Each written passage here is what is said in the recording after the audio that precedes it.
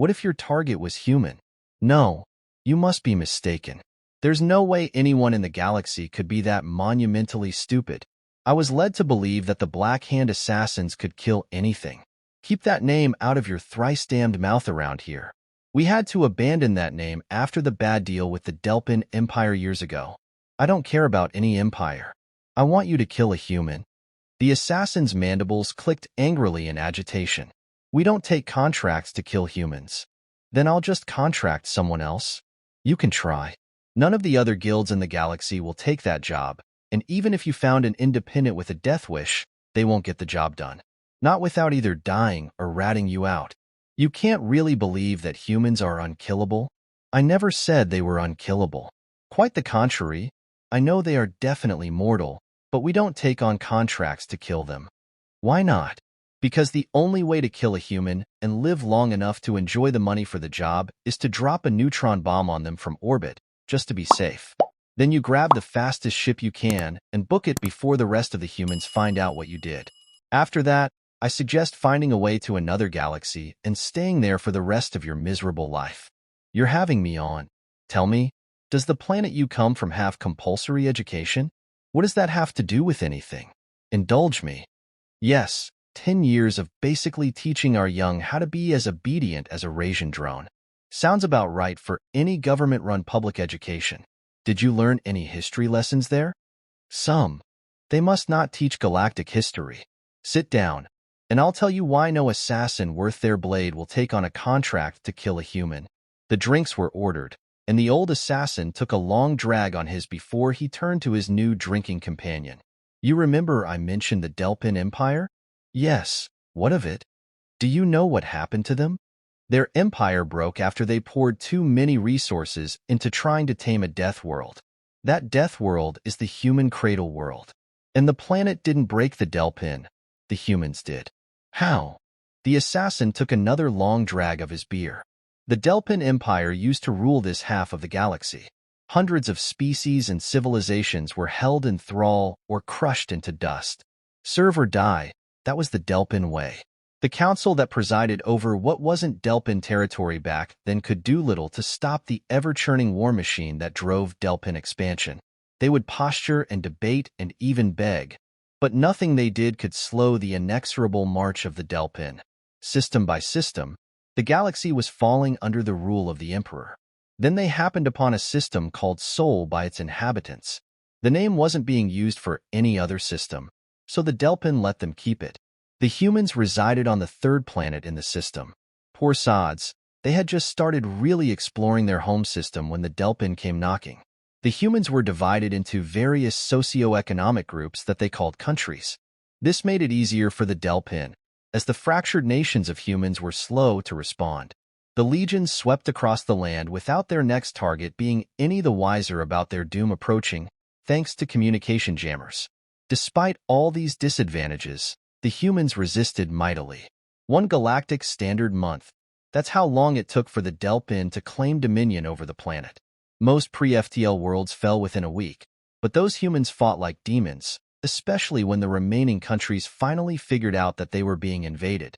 They even managed to bring the Delpan ground troops to a halt once before reinforcements were dropped, and the last bastion of resistance fell. From there, it was the usual boring administrative tedium. Splitting the new slaves into work groups and assigning them jobs that would ultimately benefit their new overlords.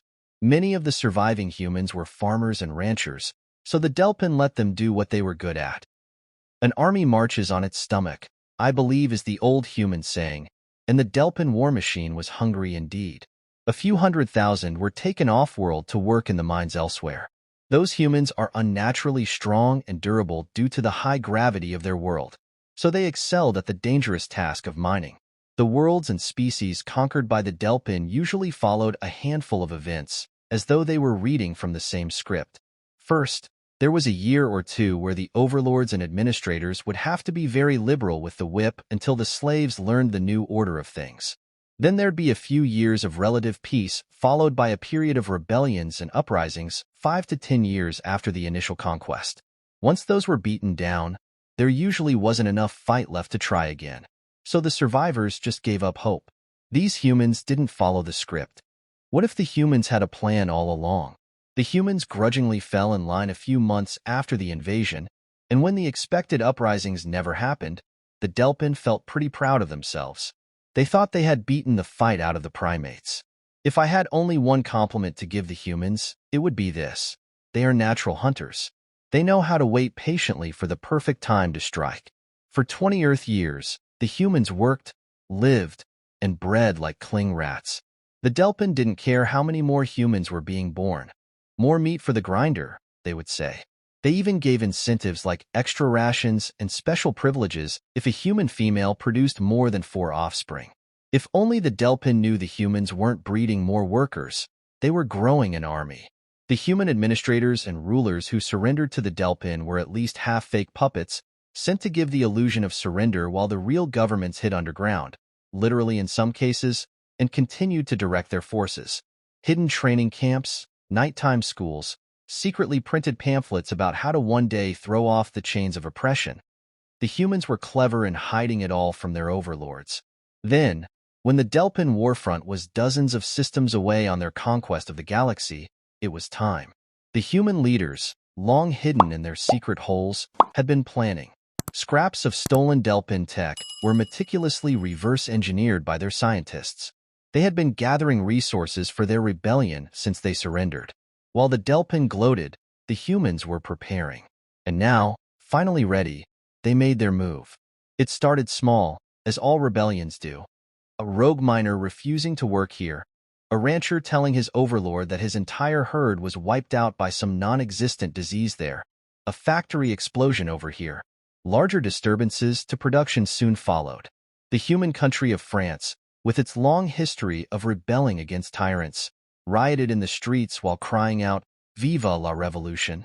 Don't ask me what that means. I never bothered learning human languages. A crate of plasma rifles went missing, then a grav tank wouldn't start. When they popped the hood, they found it completely gutted of all power and anti-grav components. The Delpan leaders thought these problems were beneath them but still needed addressing. So they called the Black Hand Assassins and other guilds like ours to deal with the rabble-rousers. Our services cost the Empire a tidy sum, I can tell you that. The planet of the humans, Dirt, I think they call it, has at least 3 times the galactic average gravity. Every agent we sent had to be fitted with a grav-assist suit and spend a week getting used to it after making planetfall. At first, our agents thought the human rebels were ghosts. They could see the aftereffects of sabotage, but never any evidence to prove who had done it. They would be patrolling streets when suddenly the streets would empty. Before the agent could wonder where the humans had all gone, an explosion would rock the street, sometimes taking the agent with it. One of our agents got so angered by the death of a friend that he went to a random, completely unrelated town and started executing humans when they couldn't answer his questions about who was responsible. Unsurprisingly, a mob turned on him after the 3rd execution and tore him to pieces. I can't even blame the Delpan for not paying the death fee for that one. Our contract was to stop riots, not cause them. The contract was quickly going bad. Sure, we were killing humans like we were being paid to, with the kind of surgical precision we were known for. But what good is money if you can't even make it off-world to spend it? Before long, we couldn't walk on the surface of their planet without heavy escort by Delpan troops. The humans would strike without warning and fade into the background. On the human continent of Africa, an agent was lured onto the savannah as he chased one of the human rebels, only to find himself set upon by a pack of feline predators. Those humans had even wrangled the lesser beasts of their world into fighting. The number of agents we lost to the humans' canine companion species cannot easily be counted, and the less I say about the death trap the humans call Australia, the happier I shall be. First, one regional administration center fell silent, then another. By the time the Delpan nobles finally took notice of this new problem, the entire planet had fallen silent. And not just Dirt, but anywhere that a human had been taken to work showed similar signs of resistance. One can only assume that they had been fostering rebellious notions with the other slave species of the Delpan. The gods only know how they managed to communicate with each other across the void of space. Before you say anything, yes, the Delpan did have patrol vessels meandering throughout the region to suppress just this kind of thing, but those had fallen silent too. The humans had gotten spies aboard and either destroyed or captured the vessels. These, too, were sent to their scientists to be examined. And now, without Delpan's supervision, could you believe humans were capable of such a grand deception? The humans uncovered the secret factories and forces they had been cultivating for years. Huge manufactories churning out components for space docks and eventually starships that the newly uncovered launch facilities hurled into orbit to the tune of several thousands of tons per day. By the time the light response vessels made it to human space, they were no match for the humble fleet the humans had managed to build with stolen Delpan technology. It is no falsehood to say that the Delpan were victims of their own hubris. Every time they lost a response vessel or patrol fleet, they would just send another. They were too focused on expanding their borders to recognize the rot eating away at their empire from within.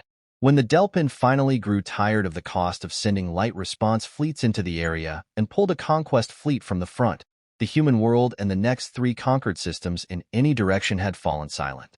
When the conquest fleet arrived 10 systems out from Sol, they faced a fleet of not just humans but all of the slave species in the region. After that victory for the humans, the Delpan Emperor must have been getting nervous. All of his fleets were halfway across the galaxy, and the humans were sat between him and his armies. An emergency call went out for all fleets to immediately recall directly to the imperial capital, and any guilds like the Black Hand were called in to assist. By that time, we had lost almost 2/3 of our guild, so we refused the call. It ultimately saved us. The humans, after decades of clandestine operations, were well-versed in rooting out spies and saboteurs within their own ranks. 7 other assassin guilds were completely wiped out. We knew it was a fool's errand, no matter how much the Empire was willing to pay.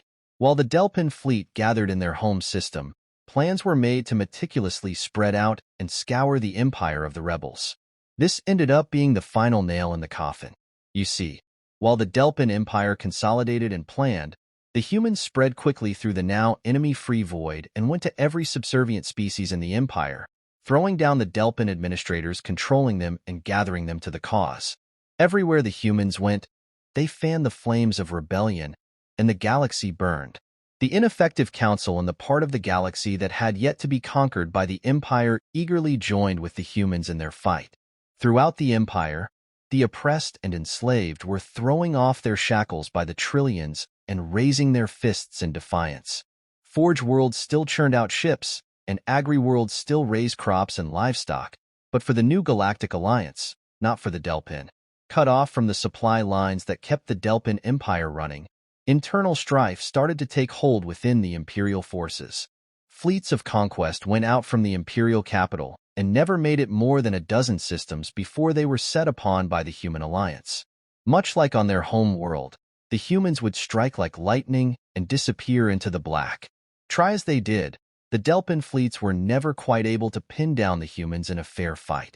This went on for months as the Delpan legions were slowly bled dry. Ambushes, false distress signals, EMP mines hidden in clouds of wreckage.